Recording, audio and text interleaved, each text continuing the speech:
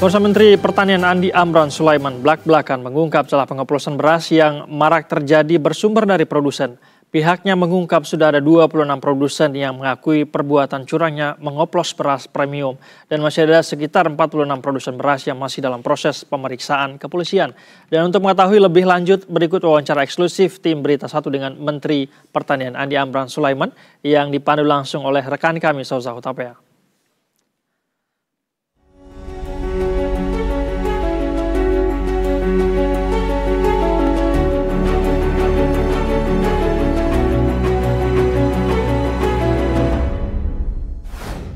Dan pemirsa, saat ini saya sudah bersama dengan Menteri Pertanian Republik Indonesia, Bapak Andi Amran Sulaiman. Halo Bapak, apa kabar?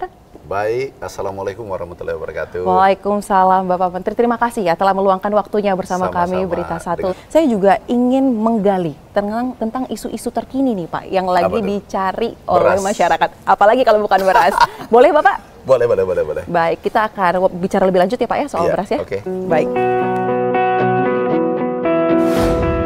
Langsung saja nih Pak Mentan ke inti dari intinya. Soal beras Pak lagi ditunggu-tunggu oleh masyarakat. Sebenarnya kronologi penemuannya ini berangkat dari laporan masyarakat atau memang ada anomali yang terbaca oleh tim Kementerian Pertanian Pak? Gini Mbak Sosa, 2 bulan lalu kami terima data. Inflasi aman, baik. Kemudian bulan berikutnya terjadi kenaikan sedikit. Kenaikan harga beras. Kami kaget, kami cek data. Kemudian pada waktu yang sama, Cipinang juga berteriak bahwa pasokan kurang. Betul. Oke. Saya pasti kaget. Karena sisi lain BPS mengatakan produksi naik. Surplus bahkan 3 juta ton lebih. Terus aku cek lagi. Di penggilingan, bagaimana harga di penggilingan dengan petani? Turun.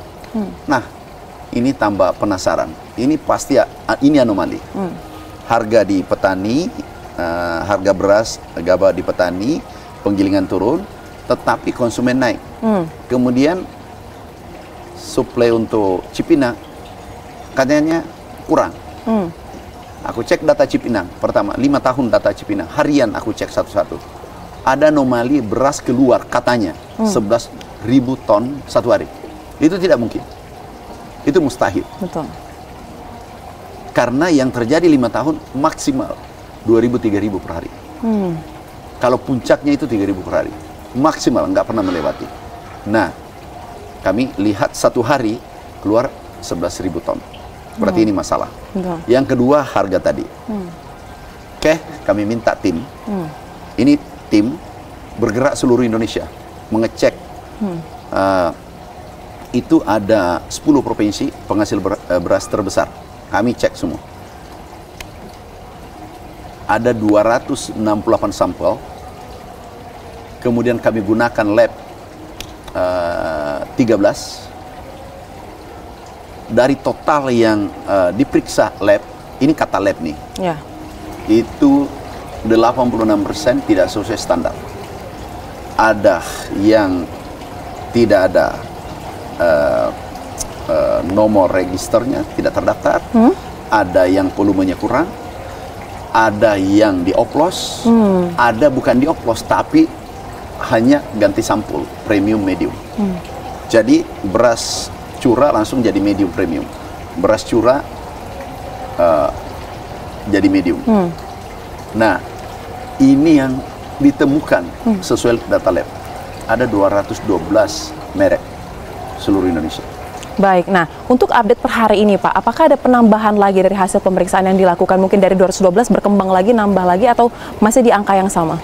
Masih di angka yang sama, karena ini kan 1-2 bulan kita cek. Kami sudah, data ini kami sudah kirim ke penegak hukum. Ini kami bersama Satgas Pangan. Baik, mengerjakan ini langsung bersama dengan pihak-pihak stakeholder terkait ya Pak ya.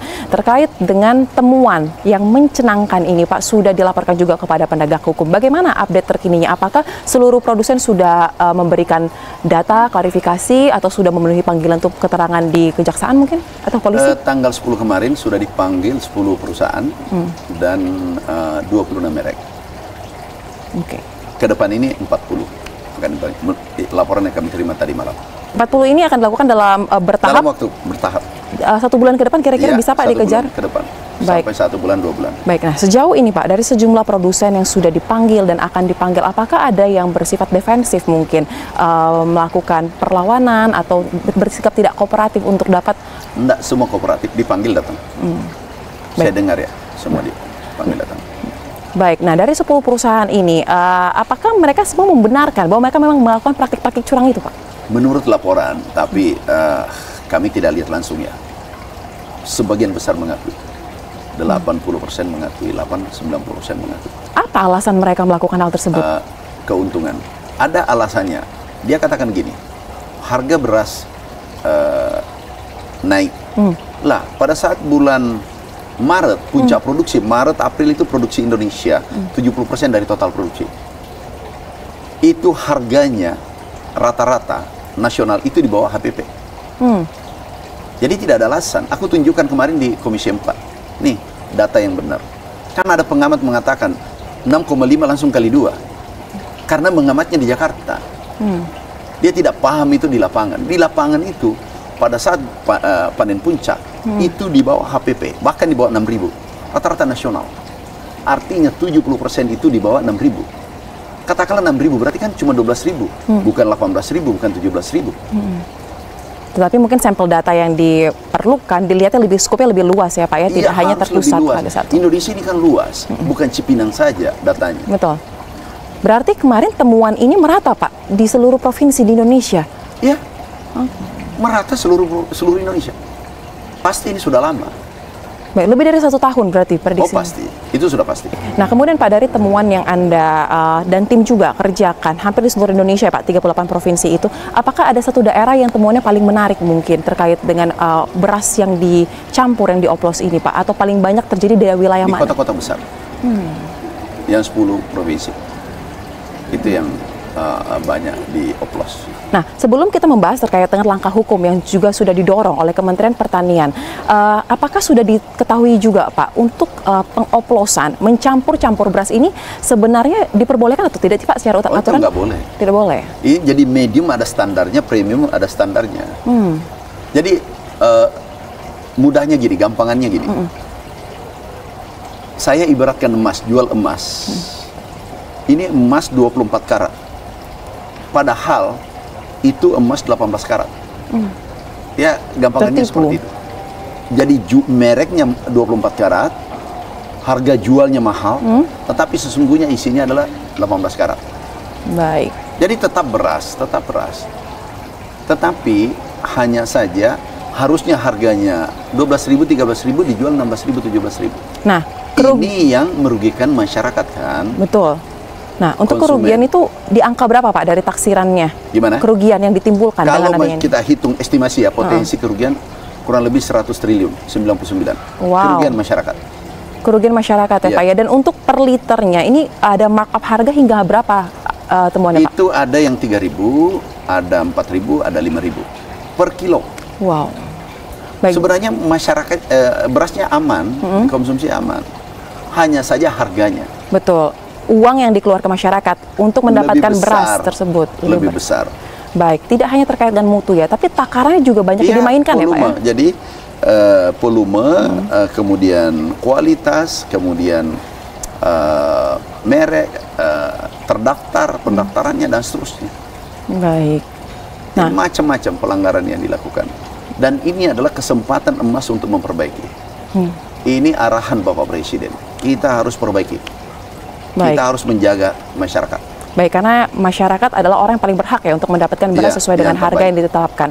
Nah, dari seluruh produsen ini yang paling banyak nih Pak, Bapak kan mengatakan terkait dengan mutu itu banyak hal sebenarnya, takaran, kualitas, bahkan label dan kemasan. Paling banyak itu di sisi beras biasa, beras curah menjadi premium dan medium. Itu yang paling banyak. Itu yang paling banyak dilakukan oleh para produsen. Baik. Dan di situ untungnya paling banyak. Baik. Dari itu baru ketahuan yang merugikan masyarakat angkanya. Ini perlu juga saya sampaikan. Ada yang kami lihat media mengatakan ini sesuai standar. Kalau dia butuh data ke kepolisian, aku sudah kirim. Ada satu perusahaan menyangkali. Perusahaan itu aku periksa di 5 lab. Dan semua mengatakan tidak sesuai standar 5 lab itu. Masa 5 lab SARA seluruh Indonesia? Nggak mungkin dong. Apalagi 13 lab aku pakai. Baik, perbandingan Saya tidak mau kecolongan. Kalau aku hanya 1 lab, mungkin salah, 2 lab, 3 lab. Ini 13 lab. Dan semua mengatakan 86% tidak sesuai standar. Ini angka yang sangat menyedihkan karena pangan ini, beras apalagi menjadi kebutuhan pokok bagi masyarakat kita. Nah, kemudian Pak, pasti kan sudah ada data juga ya Pak dari pemeriksaan yang dilakukan selama ini. Merek-merek beras itu biasanya dipasarkan di wilayah mana Pak? Supermarket kah, minimarket kah, atau semua, di pasaran? Semua. Oke. Semua tingkatan. Ada medium, premium di pasar-pasar, di supermarket, semua. Jadi bentuknya itu memang beras yang sudah di packaging ya Pak ya? Iya, packagingnya ada, tetapi premium itu hanya di packagingnya, berasnya bukan. Mediumnya hanya packagingnya, tapi berasnya bukan. Baik. Nah, kalau kita lihat Pak di pasaran, masyarakat banyak juga yang membeli beras itu secara curah, kayak beli 2 liter, beli 3 liter. Nah, kalau untuk masyarakat yang membeli dengan cara atau sistem seperti tersebut, apakah juga ada temuan terkait dengan? Itu sudah bagus, sesuai standar. Baik, berarti garis yang curah itu sudah sesuai. Oke, garis merahnya adalah yang di packaging ya? Iya, packaging itu. Baik, yang itu dijual di supermarket. Sebenarnya nggak apa-apa premium, tetapi ini nggak apa-apa premium, tetapi harus sesuai standar yang ditentukan pemerintah. Itu nggak masalah. Itu sudah ada aturan ya? HET-nya harus sesuai, kemudian harus sesuai HET, harga eceran tertinggi, kualitasnya premium nggak masalah. Yang persoalan di sini adalah curah dilabeli, diberi merek premium. Itu masalahnya. Betul Pak, takaran tidak sesuai. Ini beras ini adalah sektor yang vital. Betul. Dan ini